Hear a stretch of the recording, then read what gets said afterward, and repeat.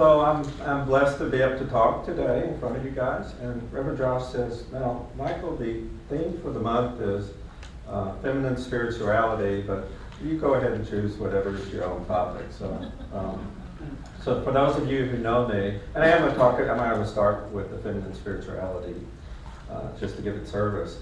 But those of you that know me, that know that in my recent past, I've gone through a tremendous transformation myself. Lord, I had to go buy a new suit because my old suits wouldn't fit me, they draped all over me. So we're gonna start with the theme of feminine spirituality. But when you talk about the topic of transformation, to bring the drama and everything else to the story, you need that masculine grittiness to have a great story that you could cheer behind and everything.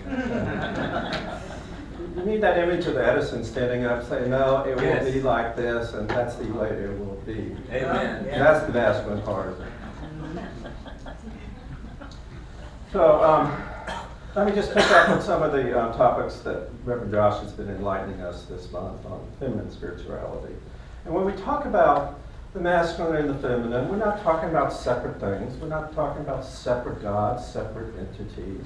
We're talking about part of the one consciousness, part of the unitive consciousness that separates what we feel are different things. And it's the labels we put on them are our labels because we resonate with those labels.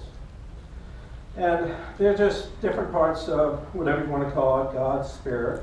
On some of the other traditions, the one that Ernest Holmes said we were most like in terms of our philosophy, and especially our philosophy of mind, is the Hindus. And the Hindus have hundreds to thousands of different gods, and they're not different entities isolated. They're just different aspects of the one consciousness. And for instance, in the feminine aspect, Shakti is just the personification of that which is the great divine feminine creative power. And there's different traditions on the feminine deities. Some view it as the Mother Earth, some view it as the Mother Sky God. But to me, when I thought back, I thought about four aspects that really hit home and resonate with me when I talked about that feminine aspect of us. And once again, it's not, we're not all masculine or all feminine. Each of us, whether we're male or female, have both those qualities inside of us. And I sort of believe that we come here with certain things ingrained, and as our life experience, we sort of fulfill those things. And so I wrote down four things. First is, the feminine aspect of the divinity knows how to create life. Ernest Holmes has this big circle we've all drawn in the classes, where the middle part is the soil, the feminine, the intuitive. It's that which knows how to take that thought and create a thing with it. And the second part of it, and then we get into the feeling nature. And this is when we get really thinking to the power of the feminine. The second way is that it knows that life itself is sacred. So no matter where you are, no matter what is going outside, you'll hear women say, that's someone's son or daughter, no matter what they're doing. They recognize that life truly is sacred, and that the people that you see are just an expression of God, just like you are.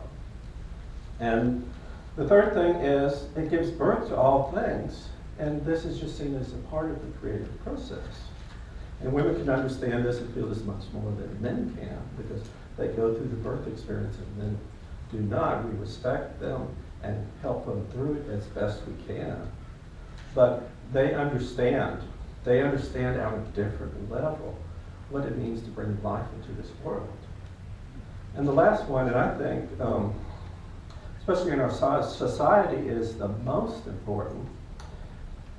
The feminine aspect of us provides unconditional love at all times to nurture life, no matter what stage we're going through, no matter what drama we're going through, no matter how dysfunctional we look, no matter how we look as we're this broken, shattered personality, the feminine God just pours unconditional love. And lo and behold, there's that faith that that unconditional love is a healing mechanism, and it is. So eventually, the healing occurs. And what I always say is our path to healing is just remember who we are. The healing occurs, we understand who we are, we get back on our feet and heal our own lives. But we're so grateful at this time, this poignant time where we need that love, no matter what we are, no matter what we've done. And that love is part of the healing process. So let's talk about the talk title. It's transformation. And you know, there's transformations in life, and the word transformation means just this. It means the ability and willingness to live life beyond form. So, you know, it's sort of in the word itself. And my message I'm going to come back to you later on is that you have to get beyond the form to recreate your life with all the magnificence of God. And so, one of my favorite philosophers that I studied years and years ago and still listen to is Wayne Dyer. And he talked about, and it's really resonated with me, and maybe with all of you guys, that, you know, we do our spiritual work, and spiritual growth occurs in what I think is very, very discrete steps. So we get to this point, we're doing our work, and he uses a great analogy. He says that you're doing your work, and all of a sudden you walk in, and it's like this pool fence, you know, the old pool fence with the spring on it that clunks behind you. Like, and all of a sudden it clunks, and you look back and you say, I'm changed. And you go back to where you were. It's not the same, because the spiritual growth has happened.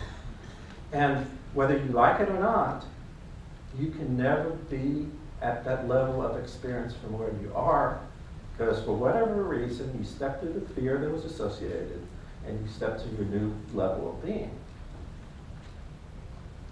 And so that's what transformation is all about. And so transformation, where I'm going to get us to the point is, from the feminine comes the power of transformation, laying the groundwork to let it happen. But from the masculine comes the motivation. Comes the motivation that no matter what, you know that your word is creative and you're going to do whatever it takes to find a way to change your life. And even in our spiritual practices, we combine these two types of spiritual practices. We have warm versus cool spiritual practices. We have very silent meditations. Some traditions have very strong chants. The Hindus have those, the Buddhists have those. Even the Gregorian chants have those. And the best way that I've had it put was those two combine the compassion of the father instinct and the love of the mother instinct. And so what those two come together in male and create this whole perfect experience. And it's my opinion that whatever you want your spiritual practice to be, you got to ask yourself what works for you.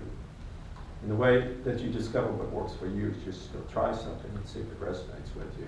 When you try something, you feel it works. Number one, keep doing it.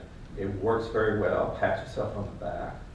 And number two, don't tell another person if this is their perfect path, because it's your perfect path and not theirs. So we have different types of transformation. Sometimes they're easy. Transformation we make in life from an infant to a toddler, we probably don't even remember.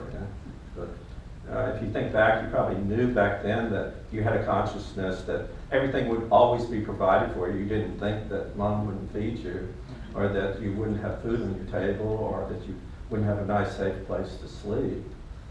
Because you were in that Garden of Eden consciousness of absolutely knowing. And then there's some that are sort of a little bit painful, but not that much, like you can't balance your checkbook, so you go get your cell phone, buy a $3 app on iTunes, and everything's good. And some that's, maybe you're working a little bit overtime to have this great Christmas for you and the family. And then sometimes we have very tough transformations. And tough transformations can get pretty hard. And, let me talk about the one that I much enjoyed in ministerial school because it was one of my teachers who talked about. We all love the beautiful butterflies outside. But the transformation to make a butterfly is a transformation that is pretty hard for the caterpillar. So a caterpillar just doesn't have to groom his legs a little bit, comb his hair a little bit. The caterpillar has to give up every essence of form, every essence of identity that he ever knew. So the caterpillar has to turn into this biologically technical term I call goo before the transformation can occur. So he has to give up all his identity, and he has to trust the universe that this wonderful creation he will be it after he's given up everything he's ever known his entire life. So the chrysalis comes, and the caterpillar and the butterfly comes later, and probably none of us think of the poor caterpillar when we're admiring these wonderful butterflies. But that's just an example of a hard transformation. So that's the transformation that I'm going to sort of talk about today, the transformation when you know you need to make a change.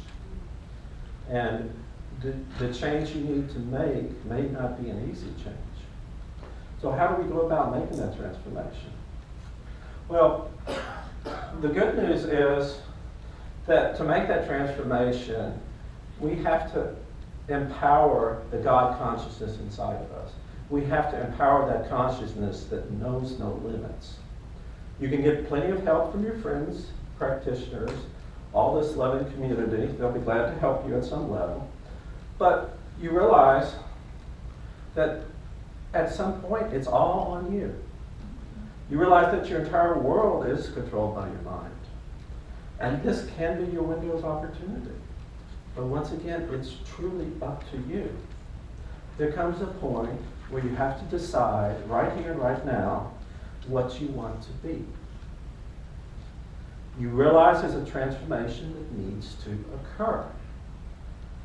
There comes this time where you get that feeling of motivation, and when you want to do something, you do something and you take action. Because nothing is a waste of your time by then being inspired and not taking action. You see, this transformation begins when you visualize it and you put it into motion with effort. You see what you are today, right now, is not the end result of who you are to be. And all the little things that you've taken for granted add up. So before you know it, you look back and you see that greatness of God, that's you, and you see it's just a series of small things done well. And the person you're looking back at is not a stranger, not a person who worked hard that you didn't work hard. The person you look back at is yourself. So that's sort of a plan. Well, when it's done, this is the way it looks like, and it sounds strong and everything like that, but you say, well, how do we get there? Especially how do we talk, since we're in this spiritual community, we should probably talk about spiritual principles to get back there. So let's use our spiritual principles. In Romans, it tells us this about transformation.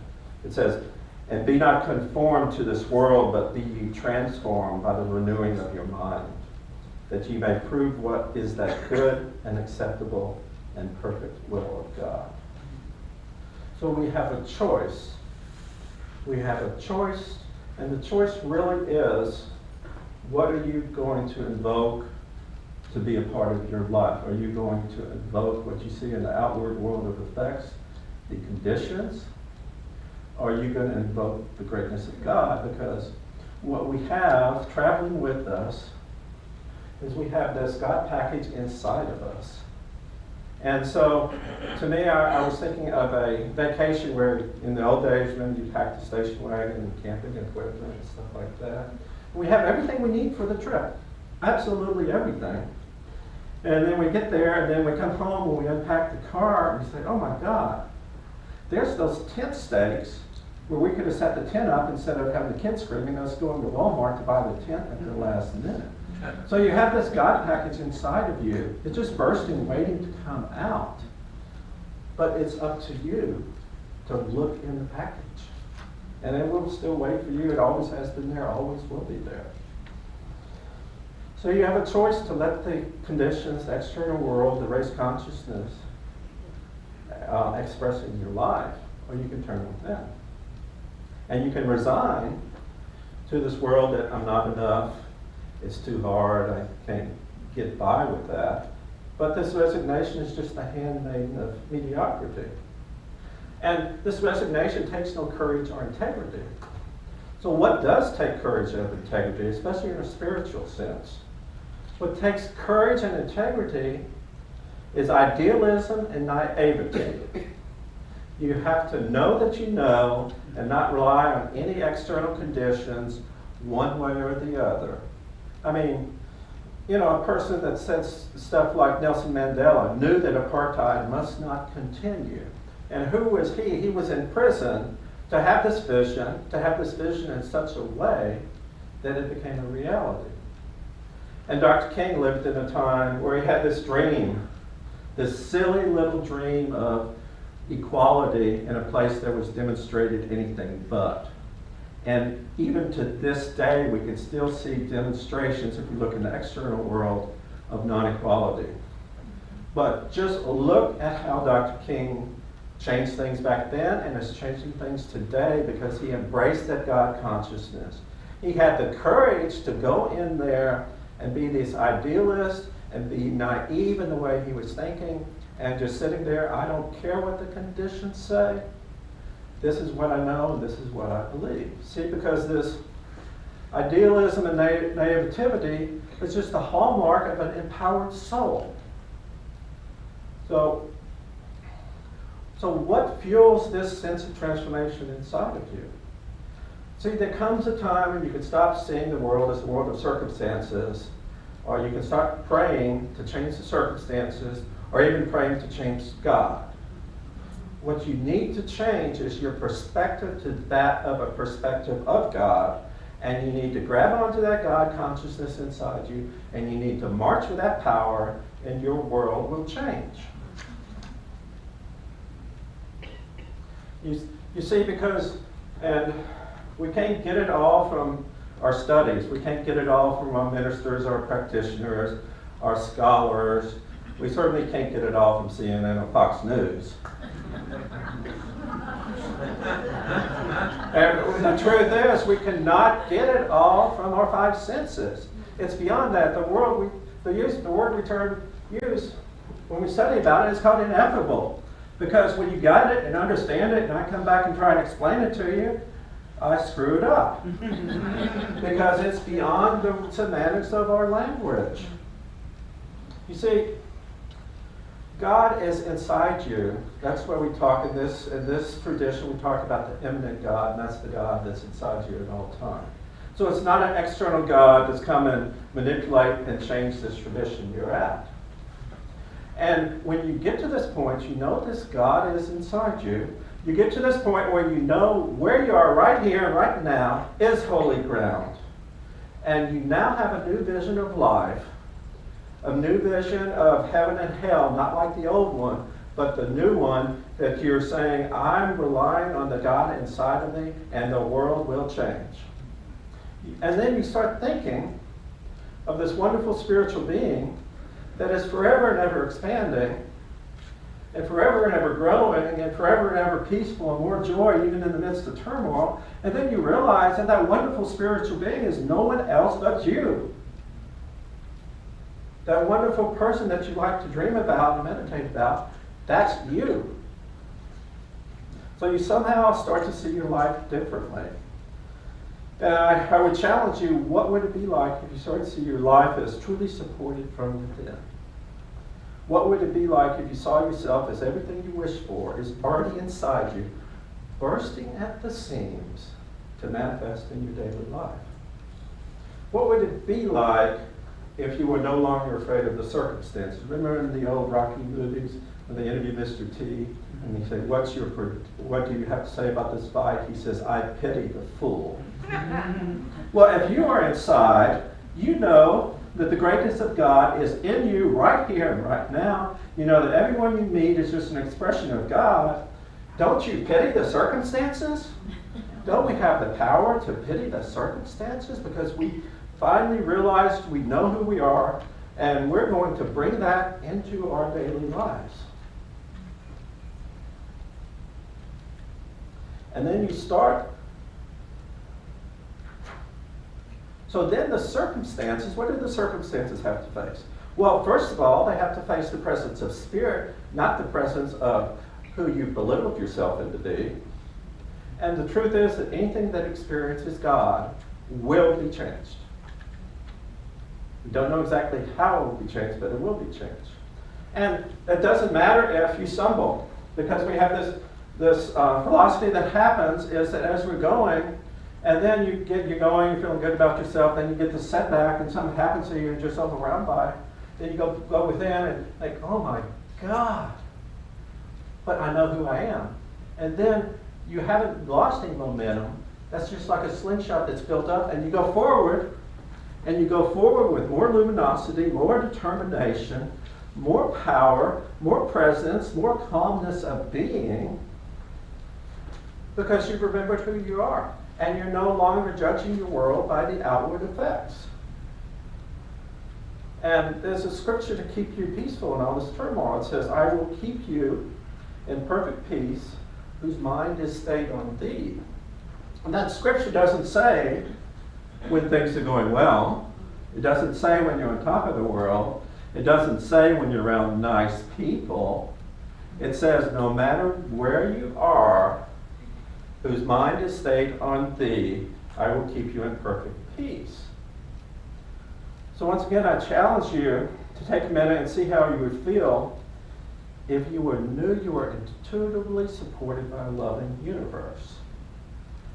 So maybe all the thoughts of strife that you have, not just think on an intellectual level, feel it.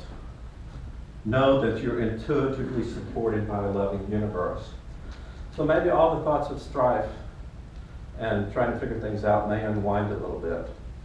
Maybe you would start to find this place of peace, even though you're in the midst of action and turmoil. And when you realize that this divine creative universe is for me, not against me, maybe your physical, at least for me, when I get to this place, my physical, my emotional, and my mental bodies start to unwind. And the stress I have, I found out was just sort of all self-imposed. And in this moment, as you're at that, as you're experiencing what I just asked you to experience, you've now just slowed the aging process. You've stopped the monkey mind within you from fighting with each other. And you've allowed the heart to come forward and be welcomed by the intellect. Because the intellect knows that the heart provides the love and the intellect provides the wisdom. And then two come together, there is imperfection that is not one-sided and they're not fighting each other. So you move from viewing the world of a perspective of outside of what's happening to you to one of insight. It's that time when you see the elegance of the universe is right where you are, right here and right now. So then you realize I don't need to pray to change God. I can just pray to change my perspective. And I'd like to end this talk in prayer. So if you will, join with me and just go within and know the peace and power and the presence of the universe is right here.